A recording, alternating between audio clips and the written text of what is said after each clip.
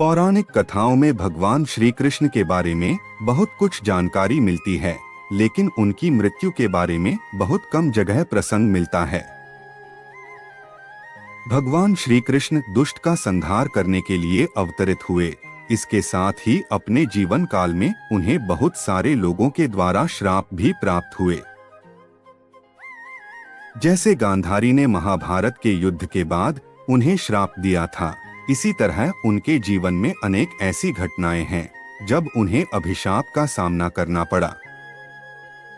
भगवान विष्णु के 8वें अवतार श्री कृष्ण की लीला तो हम अक्सर बड़े बुजुर्गों द्वारा सुनते आए हैं, लेकिन भगवान श्री कृष्ण की मृत्यु कैसे हुई? मृत्यु का कारण क्या था? क्या श्री कृष्ण ने मृत्यु के बाद अपना शरीर त्याग दिया और उनकी मृत्यु के बाद क्या हुआ? इन सब सवालों के जवाब जानने की जिज्ञासा हर किसी के मन में जरूर होती है। आइए आज हम आपको बताते हैं कि आखिर भगवान श्री कृष्ण की मृत्यु कैसे हुई। भगवान श्री कृष्ण का जन्म 3112 ईसा पूर्व में मथुरा में हुआ था। हालांकि उनका बचपन वृंदावन, बरसाना, नंदगाम, गोकुल और द्वारका आदि जगहों पर बीता। बताया जाता है कि महाभारत के युद्ध के बाद श्री कृष्ण ने द्वारका पर 36 वर्षों तक राज किया, जिसके बाद उन्होंने अपना शरीर त्याग दिया था। उस समय उनकी आयु 125 वर्ष थी। दरअसल उनकी मृत्यु के पीछे की वजह 2 श्राप हैं। आइए इनके बारे में जानते हैं।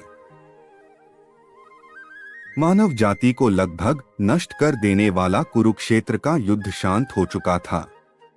अपनी जीत पर पांडव खुश नहीं थे, बल्कि युद्ध से हुई तबाही को देखकर उनका मन बहुत विचलित था।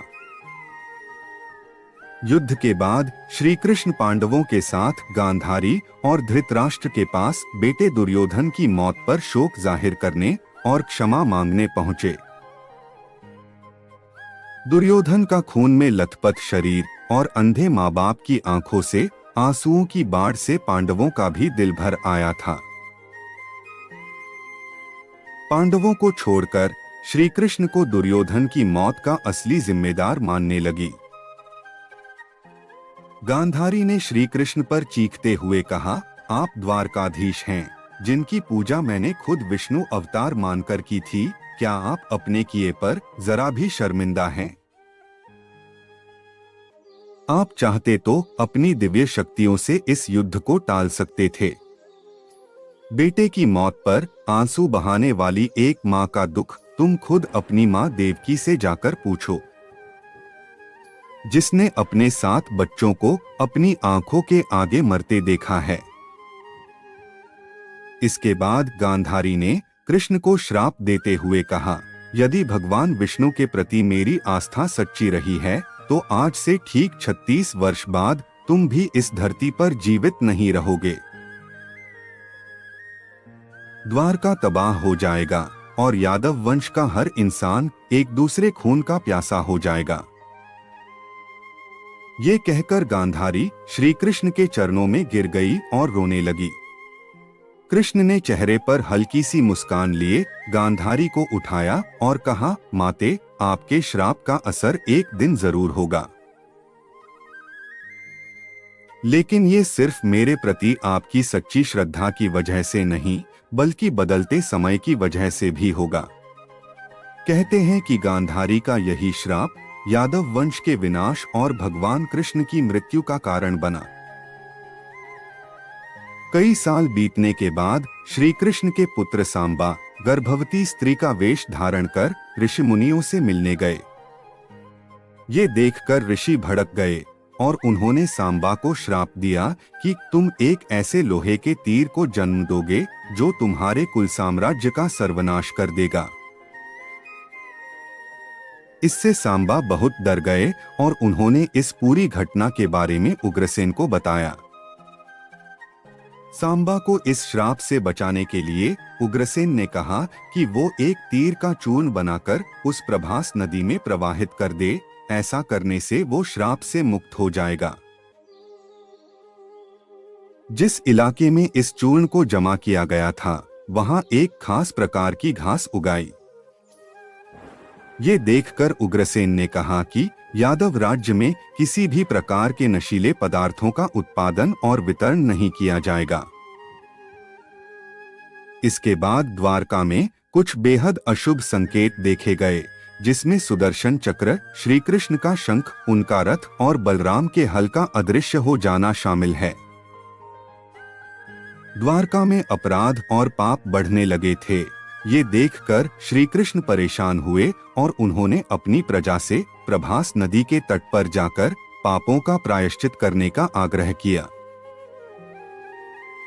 द्वारकावासी वहां जाकर मदिरा के नशे में चूर एक दूसरे से लड़ने लगे। गांधारी के श्राप के अनुसार यादव वंश के सभी लोग आपस में लड़कर मर गए। इस घटना के कुछ समय बाद श्री कृष्ण एक पेड़ के नीचे योग समाधि ले रहे थे। इसी दौरान जरा नाम का एक शिकार वहां हिरण की तलाश में आ गया। जरा ने कृष्ण के हिलते हुए पैरों को हिरण समझा और तीर चला दिया। दरअसल इस तीर में उसी लोहे के तीर का अंश था जिसे सांबा ने उग्रसेन के कहने पर चूर्ण बनाकर नदी में प्रवाहित कर दिया था।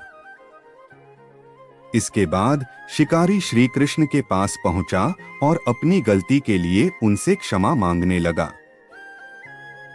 तब श्री कृष्ण ने उसे सांत्वना दी और बताया कि कैसे उनकी मृत्यु निश्चित थी। श्री कृष्ण ने कहा, त्रेता युग में लोग मुझे राम के नाम से जानते थे। राम ने सुग्रीव के बड़े भाई बाली का छिपकर वध किया था। अपने पिछले जन्म की सजा उन्हें इस जन्म में मिली है। दरअसल जरा ही पिछले जन्म में बाली था। यह कहकर श्री कृष्ण ने अपना शरीर त्याग दिया। श्री कृष्ण की मृत्यु को ही कलियुग की शुरुआत माना जाता है। इस प्रकार ऋषि के श्राप के अनुसार ही समस्त यदुवंशियों का नाश हो गया। गांधारी के श्राप के अनुसार श्री कृष्ण की मृत्यु हो गई। अपना कीमती समय हमें देने के लिए आप सभी का तहे दिल से धन्यवाद।